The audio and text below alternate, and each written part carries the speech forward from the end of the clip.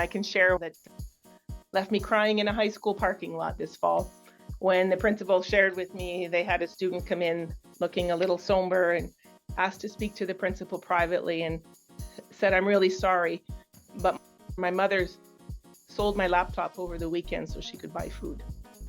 Those are real stories, and those are the things that we need to remember when we're thinking about why some kids can't come to school.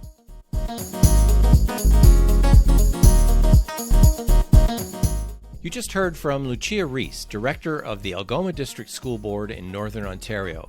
I'm Stan Baker, one of the hosts of Circle Forum, along with Shelley Steele and Steve Young. Lucia Reece talks about the impact that poverty has on student attendance and how COVID has increased the number of students who are not regularly attending classes. And the numbers across Canada are staggering. This episode is brought to you by the words data sharing. When sharing attendance data, it is challenging because different agencies have varied data management systems and legislation governing what can or cannot be shared. Ensuring data privacy where required for students and parents must be navigated with care-filled conversations without blame. On the lighter side, there are two types of people in the world. One who can extrapolate from incomplete data, and two. At the end of this episode, be sure to visit our website, www.restorative.ca, where you can find some great ideas on addressing student attendance from a restorative perspective. If you enjoy this episode, be sure to subscribe on Spotify or YouTube. Shelley's away this week, so let's head over to the discussion with Steve and me, Stan.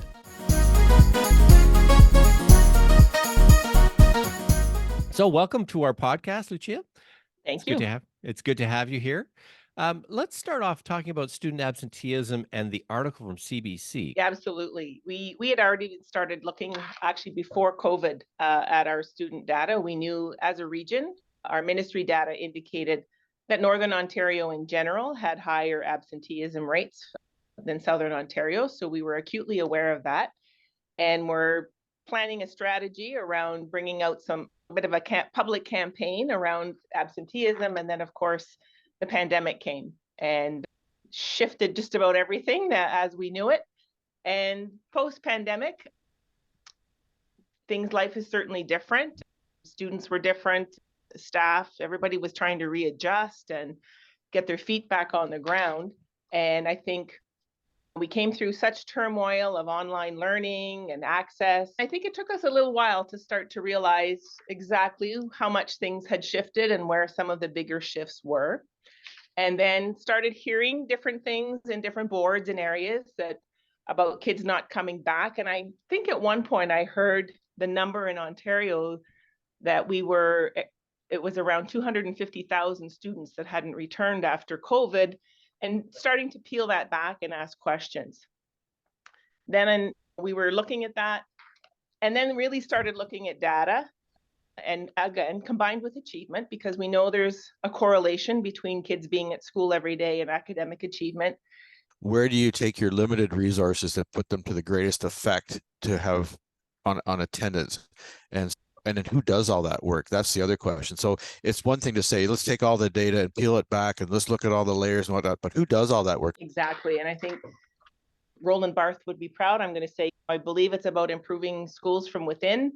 And I think we always try to start with an asset-based mindset as opposed to deficit. And I think one of the things we learned even before COVID was about finding kids who hadn't finished high school and finding a way to get them back in the door and finish their high school diploma. And as we started to make calls, we had an aha moment when students started saying to us, "Oh, wow." They said, "Thanks for calling. I didn't think anybody cared." And we really brought that back as a senior team, and it was like a punch to the gut, right?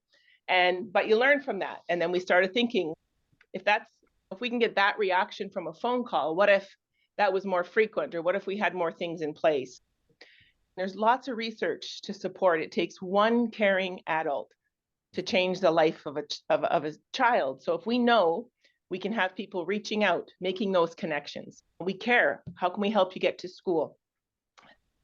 then I think then we can really make some inroads. How do you make those initial contacts with families and then keep those conversations going so that they don't hang up and that they will engage in you? And it's one thing to make the calls, it's another thing to say the right things in the right way. Yeah, that's a really good point. And but I believe too, it takes a village to raise a child. And I can say we've got some of our counselors who will attend at homes to help kids get to school. We have 9 First Nations that we work with across our district, and in one of those we have a data sharing agreement, and so we work with live data, and so through that with grad coaches and support with our First Nation partners in one of those. They know first thing in the morning when the attendance comes in if someone is missing, and they will go knock on the door and say, do you need a ride today? Do you need lunch? Let's go. We're going to school today. So I think those kinds of things where you can form, so it's not just school staff, where you can find partnerships who can support with us are key, because you know what, we don't do this work alone, right? Now, in terms of partnerships, I think that when you start to dig into attendance, you start to realize that it's complex, as we've mentioned, and that issues that come up are really not within the purview of schools to solve. For example, unemployment or poverty or parent addictions. What kinds of partnerships have you been able to build with community agencies that have really helped with that kind of work on student attendance? Yeah, that's a really complex one, right? Especially in our community where everybody will say they have a shortage of doctors and healthcare professionals, but I would certainly say it's far more acute in our area of the province, where we didn't even have a child psychologist to support. So those are hard conversations, but we do work again with all of our partnerships. We have a very unique model in our area called the Algoma Leadership Table, and that brings together the senior leaders of all of our agencies, our community partners.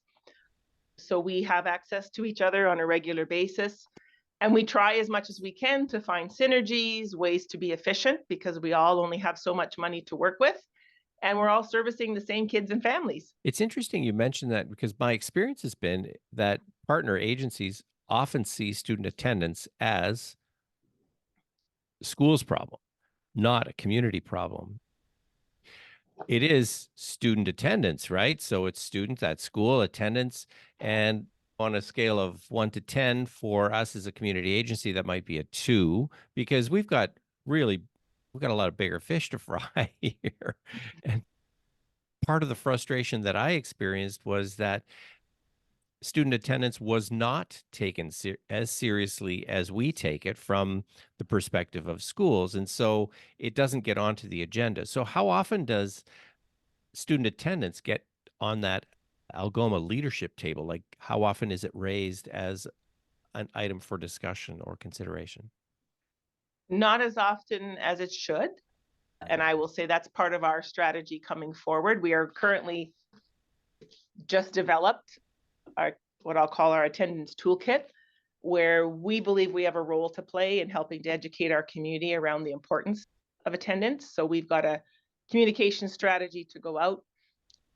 But again, I think bringing that forward, we're actually going to go out and share some of that even with community agencies. Sometimes maybe out of thinking we're protecting kids, we don't talk about issues like this.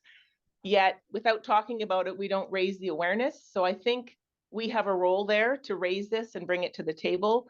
How much do community partners know about how bad the attendance situation is? How much data have you felt comfortable sharing with your community partners to illustrate the type of concern that you have for student attendance? Yeah, and again, we probably own some of that. We've not shared a lot of numbers. So I would agree, and I will put that on us as a school board as well. I think we need to share those numbers. We need to do, again, with our partners and come to the table.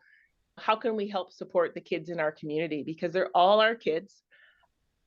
We all know we all pay a price in one way or another if they're not leaving our schools and heading out and becoming productive citizens and contributing. So we all have the same end goal. Sometimes we just all need to find our role in that. I always likened it to a kid with cavities. It's not the dentist's fault that a kid has cavities. The dentist just is the one that notices it. we have to look back and figure out what's causing the cavities. And we would never think to blame the dentists of the world because cavities are on the uprise. We would look at other reasons. And so it's similar to attendance. So I think we have to, throw all that data out there and say, what can we all do together? Which is that sort of restorative piece that we always try to link everything back to, because that's what we do here. What can we all do, work on together, rather than trying to find blame or saying, you need to do this, you need to do that. What can we do as a group? But it's got to be open and transparent. Yeah, that's a really good point, Stephen. You're right. And some may say that's your problem to fix, but we all know it's bigger than that. And so I think we have to continue to find those ways. We had a conversation with a superintendent in Manitoba, that's the directors in Ontario, right? The superintendent.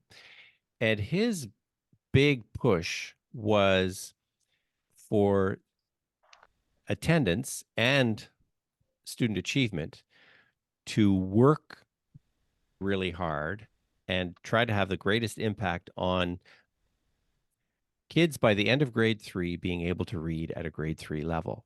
And his point was, first of all, that's the reason why we want you in school early. And we're starting in JK and SK to start to drive that message home. And then the second part of it was the literacy part, that if you can read at a grade 3 level by the end of grade 3, your academic journey is going to be that much better because you have the literacy skills. Yeah, that's been another big shift for us. I think in Ontario, I think we've seen data through our own provincial testing around kids who achieve at level 3, what happens in grade. But there's no question about the significance of being able to read by the end of grade 3.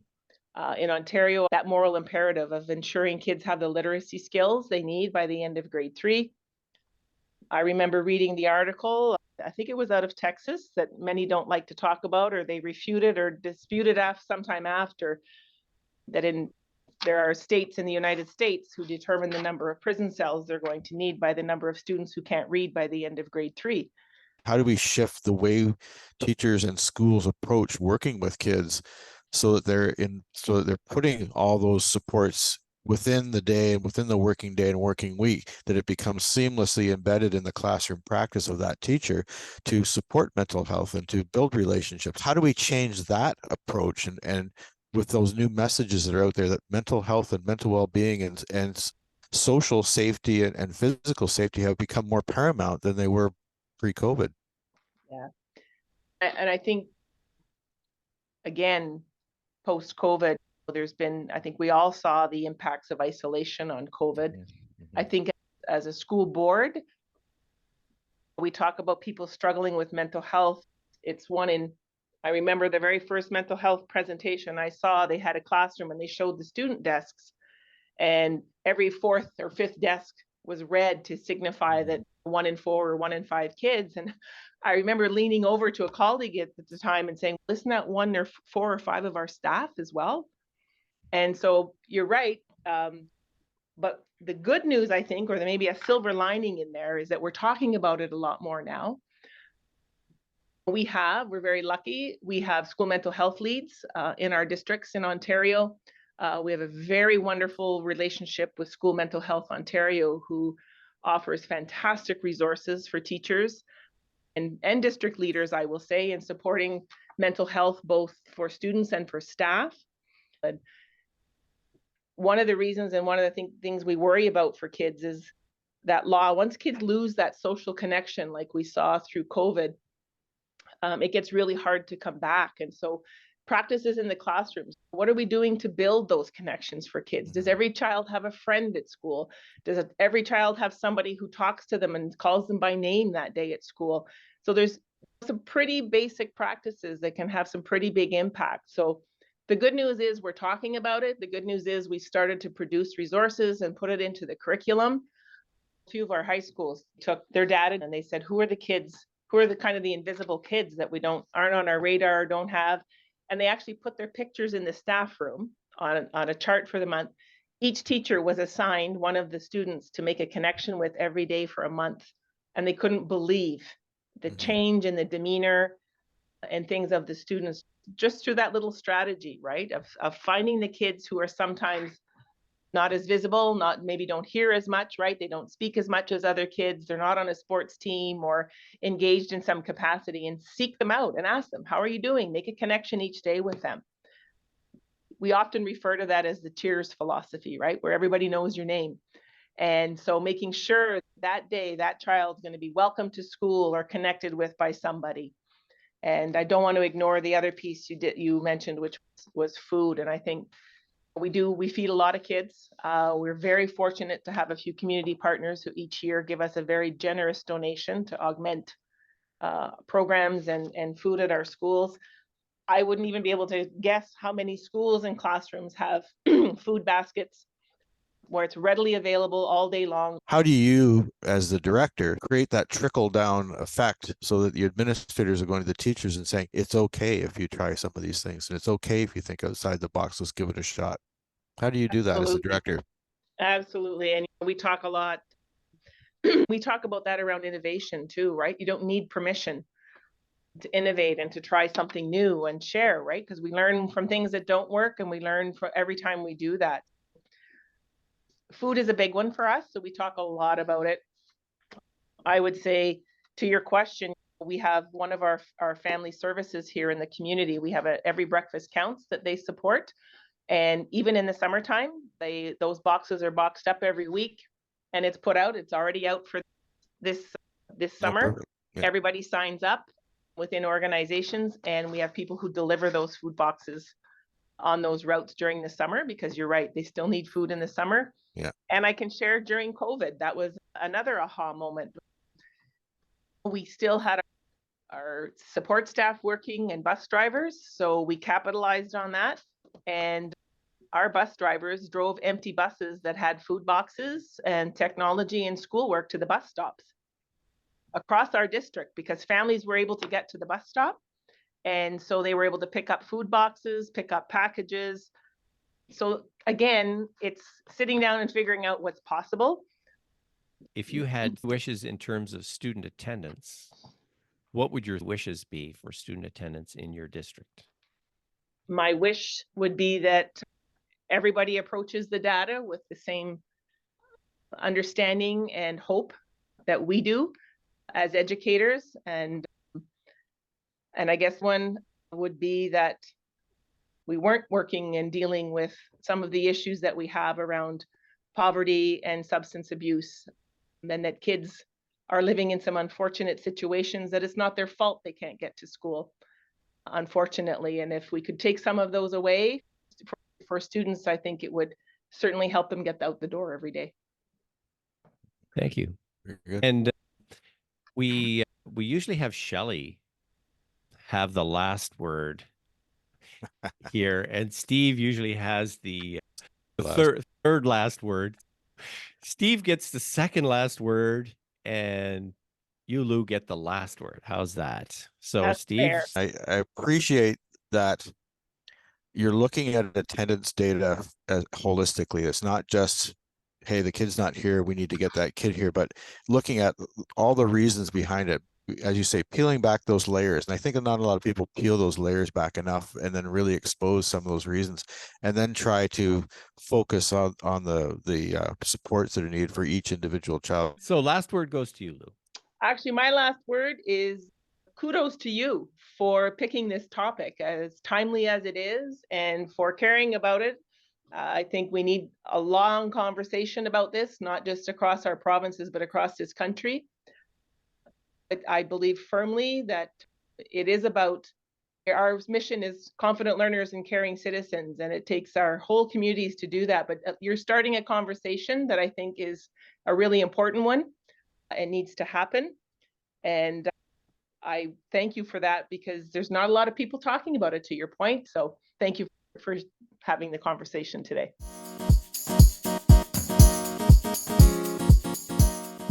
It will take school boards like Algoma District to share attendance data in ways that encourages conversations inside the school system, and particularly with community partners. It is, after all, the same families and the same individuals that everyone is working with. Collaboration with the village that it takes to raise a child will mean including school partners in difficult conversations in ways that does not shame and blame. Find out more about our work with restorative practices and addressing student absenteeism without the blaming at www.restorative.ca. Send me an email to stan@restorative.ca. Student attendance at school is a Canada-wide concern. Let's keep the open and public conversations going.